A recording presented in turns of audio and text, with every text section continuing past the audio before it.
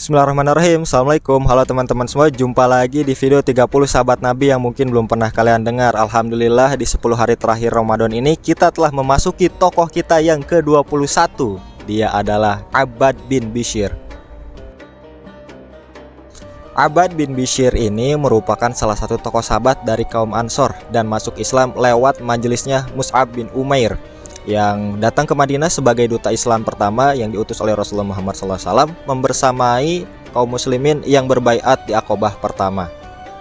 Abbad bin Bishr ini merupakan salah satu kesatria Islam yang paling membanggakan, yang memiliki dua karakteristik. Ketika ada pertempuran, ia pasti berada di barisan terdepan dalam medan laga. Namun karakteristik kedua, yaitu ketika pembagian harta rampasan perang, maka Abbad bin Bishr ini sering sekali menghilang dan sulit ditemukan. Abbad bin Bishr ini juga terkenal sebagai ahli ibadah dan gemar sekali mendengarkan Al-Quranul Karim.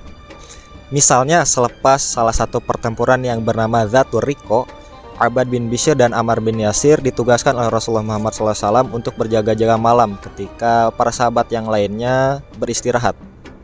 Karena melihat Ammar bin Yasir sepertinya kelelahan, maka Abbad bin Bishr ini mempersilahkan saudaranya tersebut untuk tidur terlebih dahulu, sehingga jika nanti dia sudah cukup istirahat maka bisa bergantian untuk berjaga malam hari itu.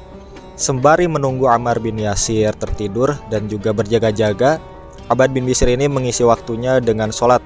Seperti ahli ibadah lainnya, Abbad bin Bishr melaksanakan sholat dengan amat khusyuk. Ketika dia baru saja membereskan suratul Fatihah dan membaca salah satu surah dalam Al-Quran, tiba-tiba saja melesat satu anak panah menembus pangkal lengannya. Ketika Abbad bin Bishr ini menyadari ia terpanah oleh musuh yang tidak terlihat di pangkal lengannya, maka ia mencabut anak panah tersebut lalu melanjutkan kembali bacaan Qur'annya dalam sholat. Lalu tiba-tiba melesatlah anak panah kedua mengenai anggota badannya. Namun Abbad bin Bishr ini melakukan hal yang sama, tidak menghentikan sholatnya, namun hanya mencabut anak panah tersebut, hingga anak panah ketiga pun mengenai dirinya. Baru setelah ia menyelesaikan bacaan Qur'annya dalam sholat tersebut, ia mulai merasakan kelelahan.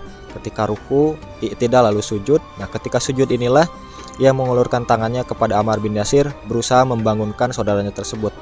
Lalu setelahnya ia pun menyempurnakan sholat tersebut dan mulai membangunkan Ammar bin Yasir. Selepas sholat itulah, dalam keadaan lemah dan sakit, Abbad bin Bishr berusaha membangunkan Ammar bin Yasir dan memintanya untuk bergantian berjaga malam itu. Ketika Ammar bin Yasir terbangun dan melihat keadaan dari seorang Abbad bin Bishr yang kesakitan dan lemah, ia pun menjadi panik dan menimbulkan keributan, sehingga musuh yang melempar anak panah tersebut pun menjadi sadar bahwa ia telah terendus keberadaannya dan kabur. Maka Ammar bin Yasir pun bertanya kepada Abbad bin Bishr, "Kenapa kamu tidak langsung memberitahuku ketika anak panah pertama tersebut mengenai pangkal lenganmu?" Lalu kata Abbad bin Bishr, "Ketika sholat tadi aku sempat membaca salah satu ayat Al-Quran yang amat mengharukan hatiku, sehingga aku tidak ingin memutuskannya. Jika karena bukan takut menyia-nyiakan tugas yang diembankan Rasulullah SAW kepada kita untuk berjaga malam ini," kata Abbad bin Bishr, "maka sesungguhnya aku lebih baik mati daripada memutuskan bacaan ayat Al-Quran tersebut." Karena kesolihannya itulah Abbad bin Bishr ini memiliki tempat yang utama di tengah-tengah kaum muslimin. Bahkan hingga Ummul Mukminin Ibunda Aisyah radhiyallahu anha sempat berkata, ada 3 orang Ansor yang keutamaannya tidak akan pernah dilewati oleh siapapun juga, yakni yang pertama Sa'ad bin Mu'ad, yang kedua Usaid bin Hudhair, yang keduanya telah kita singgung sedikit kisahnya di episode sebelumnya, dan yang ketiga adalah Abbad bin Bishr. Sehari sebelum pertempuran Yamamah, di mana pertempuran ini pun sudah sangat sering kita bahas di episode sebelumnya, Abbad bin Bishr ini bermimpi, yang mana mimpi tersebut diceritakan kepada sahabat yang mulia Abu Sa'id al-Khudri. Abbad bin Bishr ini menceritakan kepada Abu Sa'id al-Khudri bahwa sehari sebelum pertempuran Yamamah ia bermimpi lihat langit terbuka untuknya lalu tertutup lagi.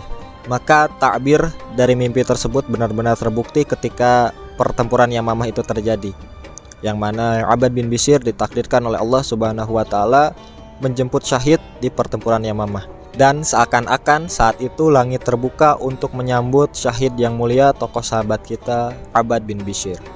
Dan itulah tokoh sahabat kita untuk hari ini, seorang Abbad bin Bishr, seorang ahli ibadah yang lebih memilih untuk melanjutkan sholatnya padahal ia sudah dalam keadaan lemah dan sakit karena terpanah oleh musuh yang tidak terlihat.